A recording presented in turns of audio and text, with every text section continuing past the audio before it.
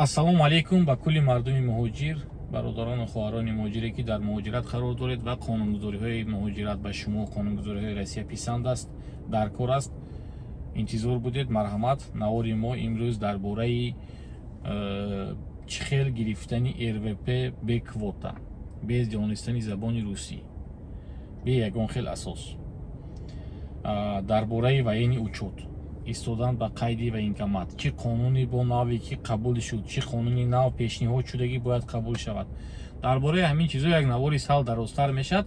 ҳатман то охир тамошо кунед. шояд дар сари видео бошад, шояд дар байнаш, шояд дар охираш маълумоти даркориро ба худатон бояд ки пайдо кунед. ҳатман наворҳои моро гирифта паҳн карданро фаромӯш намекунем, ки то ҳама ҳамин чиз бохабар бошад. якум сар мекунем дар қайди военкомат. Ки бояд дар қайди военкомат худашро монад? шаҳрванди Россия ки омада шаҳрванди Россия қабул кард, 18 то 30 сола бояд ки баъди гирифтани шиносномаи рус дар давоми 15 рӯз худашро бурда ба военкомат ба учёт монад. одамое ки аз 30 сола боло, саволо бисёр шуд ки ман 50 сола чо кунам, ман 60 сола чо кунам. азбаски шумо аз аввал дар Россия таваллуд шудагӣ нестед, омада шаҳрванди Россия қабул кардед, шумо як бор ҳозири военкомат шавед. барои шумо дар ҳамон ҷо ба саволҳои шумо бояд ки посух диҳанд, барое ки агар шумо дар Россия таваллуд шудагӣ мебудед, шуморо синимат мекарданд, ба синни 53 сола 60 сола мебудед, ҳамин запас мебурад номатон, синият мекунад. не ки шумо ҳоли ҳатто ки даже дар учёт мондагӣ нестед дар қайди военкомат. барои ҳамин як бор ҳозири военкомат шавед, маълумоти даркориро ба худатон гиред. одамое ки аз синни 18 сола то 30 сола бояд ки шумо ҳатман рафта ба учёт худатона монед, барое ки мувофиқи қонуне ки 8 августи 2024 аз тарафи президенти рус имзо шуд, шуморо метавонанд ки шаҳрвандитона бекор кунанд. пеш ин хел чиз набуд, аз 15 то 30 ҳазор штраф мекардану яки шиносномаро намегирифтанд. ҳозир военкомат мегӯяд ки ҳамин шаҳрванд наомада истодааст, даст кашида хизмати ҳарбӣ, шуморо метавонад ки МВД шаҳрвандитона бекор кунад. одамое ки гуфтед ки ман 3 кӯдак дорам, кӯдаки инвалид дорам, 2 кӯдак дорам, чо кунам? дар Россия ин хел гап нест. мисли Тоҷикистон 2 та кӯдак бошад намебарад, 3 та кӯдак намебарад нест. ҳама бояд ки хизмат кунад. не ки инҷа ба як чиз ҳаст ки вақте ки шумо кӯдак доред, як кӯдак доред, як кӯдаки дига дар батни ҳамсаратон, ҳоли ҳамсаратон ҳомиладор аст, ин кӯдакчатон ҳоли ноболиғ аст, шумо метавонед ки ба воситаи ҳуҷҷатҳое ки ҳақиқат дорад тасдиқ кунед ҳамин чиза ки дар ҳақиқат ҳамсари шумо ҳомиладор, дар ҳақиқат бо як кӯдаки ноболиғ доред. дар ҳамин ҳолат ба шумо военкомат вақт метиҳад ки то кӯдакҳои шумо ба синни 3 сола расидана, яъне ки то 3 солаги кӯдак ва инвалид бошад ё инвалид набошад фарқ надорад. то 3 солагиша шумо хизмат намебарад. баъде ки 3 солагӣ уже шуд, шумо метавонад ки ба хизмати ҳарбӣ барад. не ки агар шумо 28 сола бошиду як кӯдак дошта бошиду як кӯдаки дига бояд таваллуд шавад ба дунё биёд, ҳоли шумо бо 3 сол вақт дар кор, ҳамун 3 сол вақт ба шумо 31 сола мешид, барое ки хизмати ҳарбӣ то 30 сола аз хизмат озод мешид, ба запас мегузарид. забони русӣ чӣ кати отсрочка от военной службы по причине детей, там дига ҳамун причинаҳо метавонад ки шумо бо забони тоҷикиш агар гӯем вақтинча шуморо аз кардани хизмат нигоҳ дорад, яъне ки хизмат намекунед ҳолиё то кӯдакотон 3 сола шудана пойда меистанд ки кай кӯдакҳои шумо ба синни 3 солагӣ мерасанд.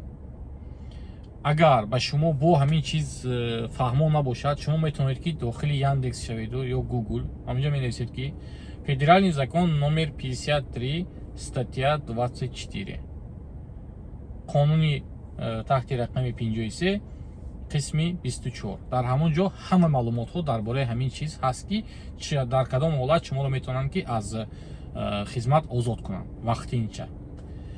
дуюм савол, масъалаи гирифтани РВП бе квотаю бе донистани забони русӣ.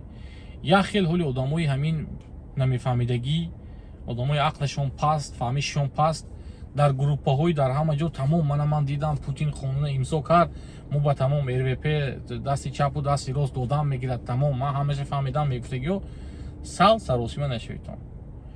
Қонун имзо шуд 19 августи 2024. дар он ҷо дигаргунӣ шуд. дар қонуни 114 ки даромаду буромади моро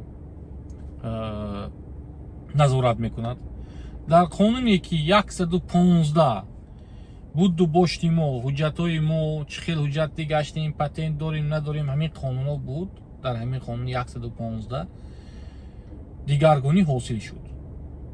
Не ки ба ҳукумати рус 1 моҳ вақт дода шуд ки рӯйхати давлатҳое ки ба ҳамин гирифтани РВП ҳақ доранд ба президент пешниҳод кунад. Яъне ки баъди президент имзо кардан, инҳо бояд ки ҳуҷҷат кунанд ва давлатҳое ки ба ҳамин чиз ҳақ доранд, шаҳрвандои давлатҳое ки ба ҳамин чиз ҳақ доранд, рӯйхаташро пешниҳод кунанд.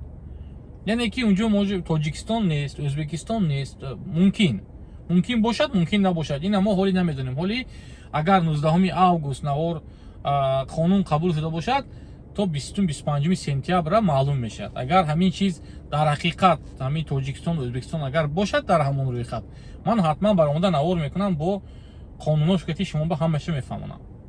Не ки ҳозираш ба қонун имзо шудагӣ, не ки ҳоли ягон касби РВП надодост, ҳоли ягон касба наметиҳад, ҳоли унҷа ба рӯйхати давлатҳое ки ҳамин чиз ба ҳақ доранд, шаҳрвандои давлат нест.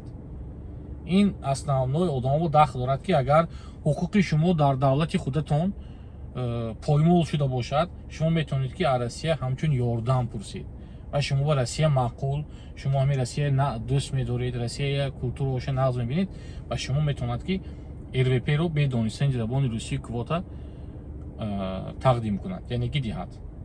Не ки ҳоли аниқ нест ки кадом давлатҳо ба ҳамин чиз медарод, ба ҳамин рӯйхате ки ҳукумати рус пешниҳод мекунад. масъалаи қонуни висилка, як бор дига истеҳсон мекунам, аз 5 феврали 2025 ба кор медарод.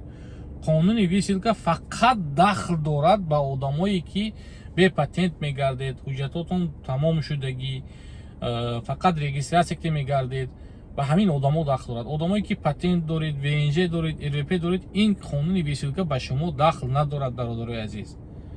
ман чо кунам, чӣ хел кунам, не, то ҳамон вақте ки ҳозир 5 феврала режим 90/180 на основании федерального закона 115 действует.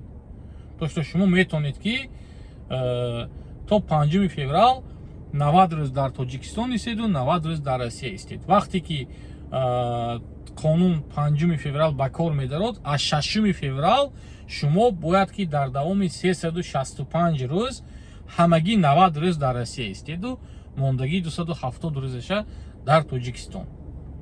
барои ҳамин ҳозир одамое ки ҳуҷҷаташ тамом шудагӣ, ҳуҷҷатотона карда гиритон, ки мақсад ҳамон вақт омада баъд калапатра шуда давидаю ғеҷидаю чӣ хел кард чо кунам то саратон гаранг нашавад. аллоҳи меҳрубон ҳамотон нигаҳбон бошад. наворҳои навро дар шабакаи мо интизор шавед. ҳатман обуна шуданро фаромӯш накунед. чӣ қонуни наве ки шуд дар ҳамин канал ҳатман ман мефаҳмонам.